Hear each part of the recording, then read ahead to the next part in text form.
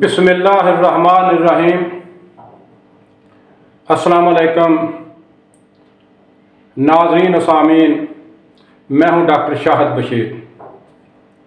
आज मैं जिस टॉपिक पर बात करने जा रहा हूं वो है फसलों की ज़्यादा से ज़्यादा फ़ी एकड़ पैदावार कैसे ली जाए।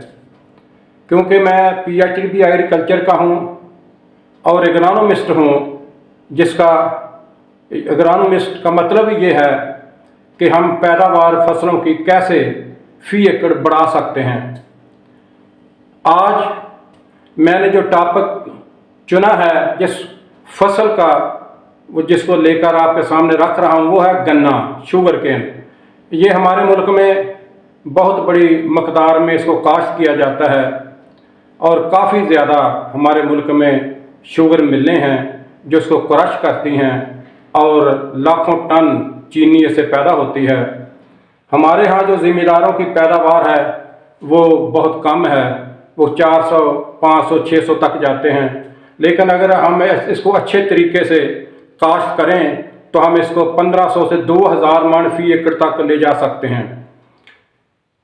ये पहले आज जो इसका जो तरीक़ाकार है, क्योंकि हर फसल को जब हमने काश्त करना है तो उसको देखकर हमने इसको ज़मीन तैयार करनी है, क्योंकि गन्ने की जड़ें बहुत दूर तक जाती हैं।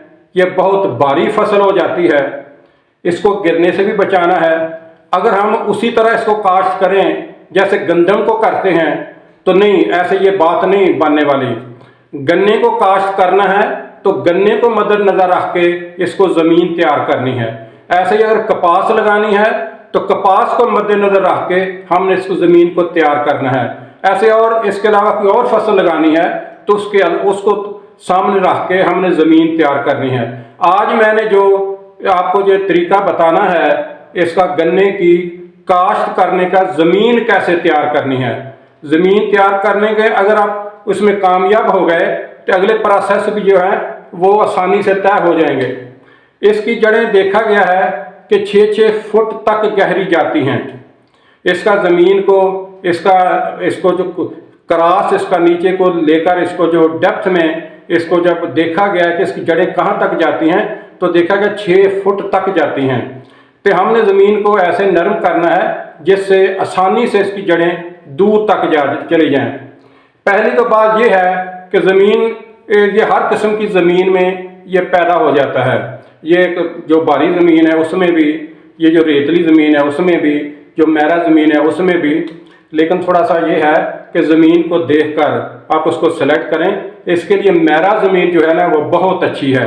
अगर ज़्यादा पैदावार लेंगे तो मैरा ज़मीन अगर है तो फिर आप बड़ी कामयाबी से इसका जो यील्ड है 1500 मन या इससे ज़्यादा 2000 मन तक आप ले जा सकते हैं। इसका तरीका ये है कि सबसे पहले देखें ज़मीन आपकी लेवल है।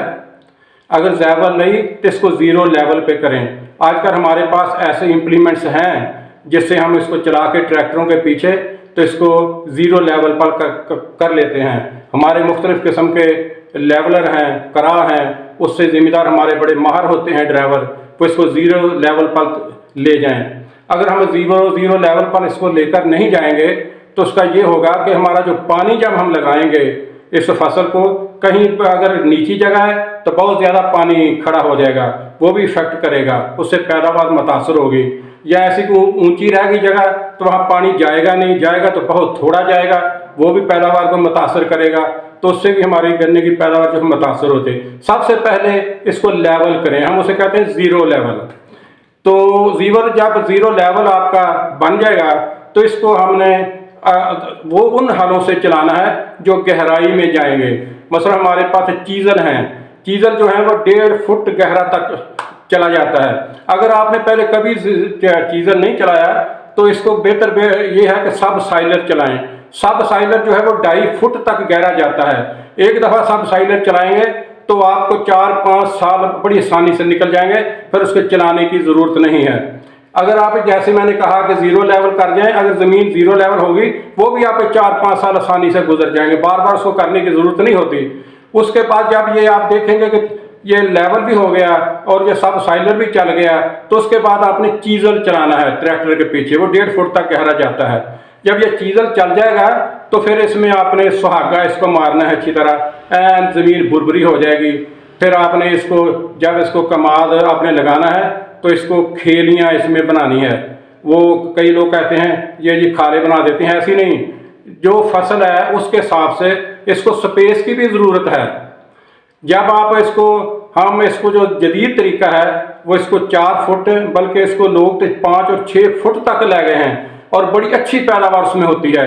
इसमें ये ना समझें कि इसमें जो है पैदावार कम हो जाएगी। कम अज़ कम इसको चीज़ल जो हमारे हैं ट्रैक्टरों के पीछे चलते हैं उनको आप एडजस्ट करें और इसको 4 फुट तक इसमें खेलियाँ बनाएंगे। जब खेलियाँ बन जाएंगी तो फिर अगला प्रोसेस शुरू होगा। वो अगला प्रोसेस जो है ना वो मैं अगली जो रिकॉर्डिंग कराऊंगा उसमें आपको बताऊंगा कि अगला प्रोसेस क्या है। अब आपने इसको, क्योंकि फरवरी का महीना है, वे फरवरी के काश्त मुकम्मल हो जानी चाहिए। सबसे पहले इसको अच्छी तरह ज़मीन को तैयार कर लें, बुरबुरा कर लें, फिर इसमें 4 फुट तक खेलियाँ बनाएं। जब खेलियाँ तैयार हो जाएंगी तो अगला प्रोसेस फिर शुरू हो जाएगा। इंशाल्लाह अगले व्लॉग में आपको अगला प्रोसेस बताऊंगा। उम्मीद है ये आप एक गौर से सुनेंगे और ये भी मैं उम्मीद रखता हूँ कि अगर ये आपको मेरा ये रिकॉर्डिंग ये जो पसंद आएगी तो को बड़ी आप मोहब्बत से सब्सक्राइब भी करेंगे और घंटी को भी दबाएंगे और इसे शेयर भी करेंगे ताकि आप लोगों तक मेरी बात पहुँच सके। इसके साथ ही आपसे इजाज़त चाहूँगा। अल्लाह हाफिज़।